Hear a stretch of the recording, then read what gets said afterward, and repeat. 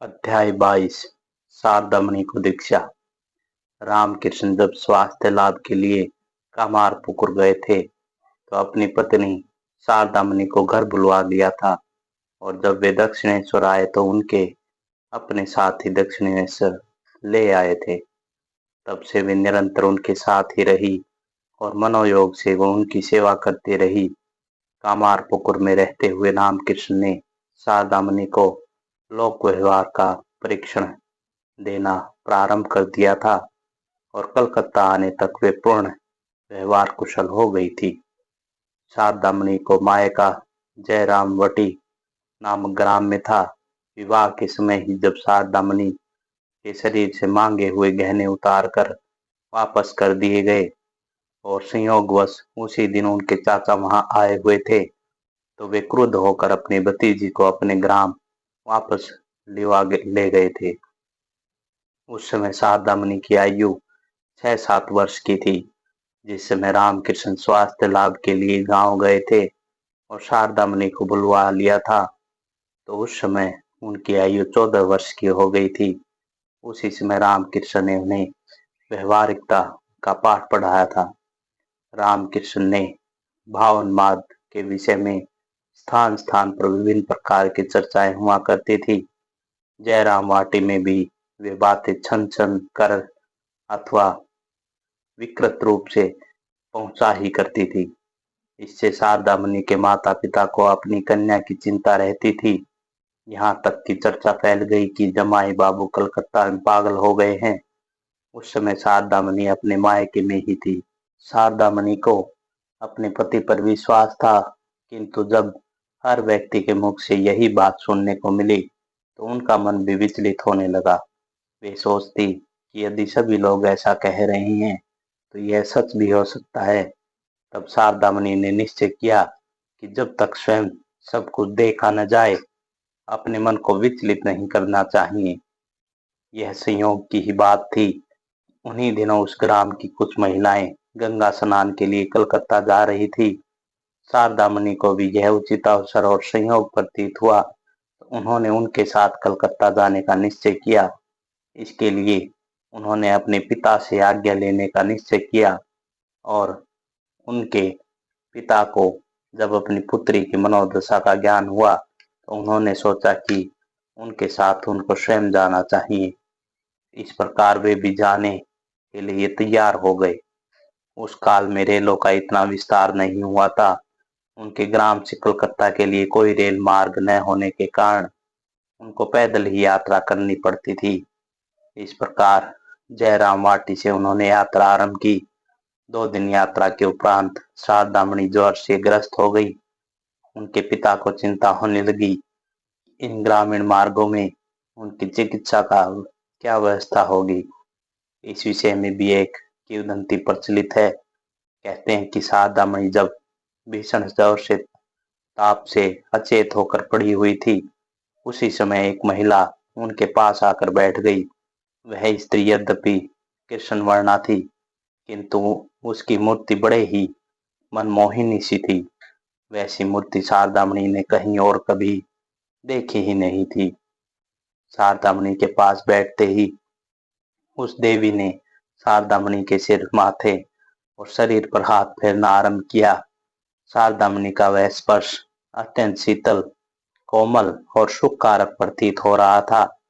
उनके हाथ फेरते ही ज्वर शांत हो गया।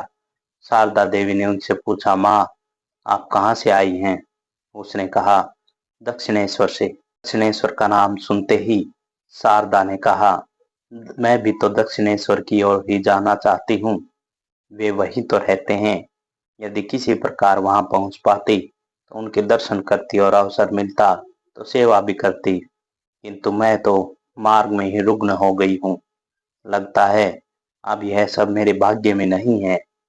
तुम दक्षिणेश्वर तो जा ही रही हो, ठीक हो जाओगी तो उनके दर्शन भी हो जाएंगे। तुम्हारे लिए ही तो मैंने उनको वहां रोक रखा है। शारदा देवी ने उनसे पूछा, आपका और मेरा क्या नाता है? मैं तुम्हारी बहन हूँ। उसकी उदंती के अनुसार यह प्रचलित है कि कालांतर में स्वयं शारदामणि ने अपने श्रीमुख से यह सब बताया था। यह विचित्र संयोग था कि प्रातःकाल उठने पर देखा गया तो शारदामणि का ज्वर बिल्कुल ठीक हो गया था और उनमें चलने का सामर्थ्य भी आ गया था। पैदल यात्रा का वह अंतिम दिन था। उस दिन सारा दिन चलने के उपरांत सायंकाल उनका दल दक्षिणेश्वर पहुंच गया। दक्षिणेश्वर पहुंचने पर जब रामकृष्ण को विदित हुआ कि शारदामणि इस यात्रा मार्ग में ही रुग्ण हो गई थी तो उनको चिंता हुई। उन्होंने उनके विश्राम की व्यवस्था अपने कमरे में ही करवाई। 3-4 दिन बाद जब वे पूर्ण स्वस्थ हो गई तो फिर उन्हें नौबत खाने में अपनी माता के पास भेज दिया। इन 3-4 दिनों तक रामकृष्ण ने अपनी पत्नी के साथ जो विनम्र और सहानुभूति का व्यवहार किया था उसे देखकर शारदामणि समझ गई थी कि उनके विषय में प्रसारित सारी किंवदंतियां भ्रामक थी। शारदामणि को उनमें उन्माद का कोई लक्षण ही दिखाई नहीं दिया था। उस दिन के बाद शारदामणि पूरी तन्मयता से अपनी वृद्धा सास और पति की सेवा में जुट गई। रामकृष्ण ने इसे भी जगदम्बा का ही आदेश माना और सेवा ग्रहण की। जब शारदामणि उनके कमरे में रह रही थी तो रामकृष्ण ने उनसे एक दिन पूछा, क्या तुम मुझे संसार के विषय भोगों की ओर खींचने के लिए यहाँ आई हो? नहीं तो मैं ऐसा क्यों करूंगी? मैं तो केवल आपकी सेवा के लिए और आपके कार्य में सहायता देने के लिए आई हूँ। एक बार रामकृष्ण के मन में इच्छा हुई कि अपनी पत्नी को त्रिपुर सुंदरी के रूप में पूजा की जाए। ज्येष्ठ मास था। उन्होंने रात्रि में यह पूजा संपन्न की। रात्रि के लगभग 9 बजे रामकृष्ण उनकी पूजा करने के लिए बैठे। शारदामणि मांगलिक चिन्हों से युक्त सामने वाली पीठ पर विराजमान थी। रामकृष्ण ने उन्हें जगदम्बा का रूप समझकर उनकी पूजा की। इस अवधि में शारदामणि पूर्णता समाधिस्थ रही और पूजा करते करते रामकृष्ण स्वयं भी समाधिस्थ हो गए थे। यथा अवसर पूजा पूर्ण हुई तब तक शारदामणि भी समाधि से वापस आ गई, किंतु इससे पूर्व शारदामणि के समाधिस्थ होने की कहीं कोई उल्लेख नहीं मिलता है। इस पूजा के उद्देश्य के विषय में भी कहीं किसी को कुछ ज्ञात नहीं हो पाया था। दक्षिणेश्वर आने के उपरांत शारदामणि अपने मायके जाती रहती थी। इस कारण उनकी ख्याति फैल चुकी थी। अस्वस्थता के कारण उनको कोई कष्ट न हो, यह विचार कर रामकृष्ण के परम शिष्य शरत ने दर्शनार्थियों पर उनके पास जाने की रोक लगा दी थी।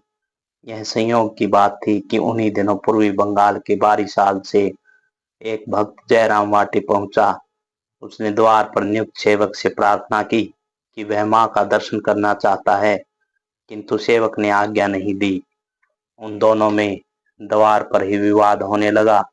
मां को जब यह विवाद सुनाई दिया तो वे द्वार पर आ गई और कहने लगी, तुम किसी का भीतर आना क्यों बंद कर रहे हो?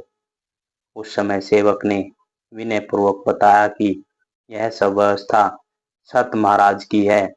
मां बोली, यह ठीक नहीं है, मैं इसको दीक्षा दूंगी। उन्होंने भक्त से कहा, पुत्र तुम आज आराम करो, कल तुम्हारी दीक्षा की व्यवस्था की जाएगी। इस प्रकार शारदामणि का सबके प्रति सम्मान और मातृवत व्यवहार हुआ करता था। धन्यवाद।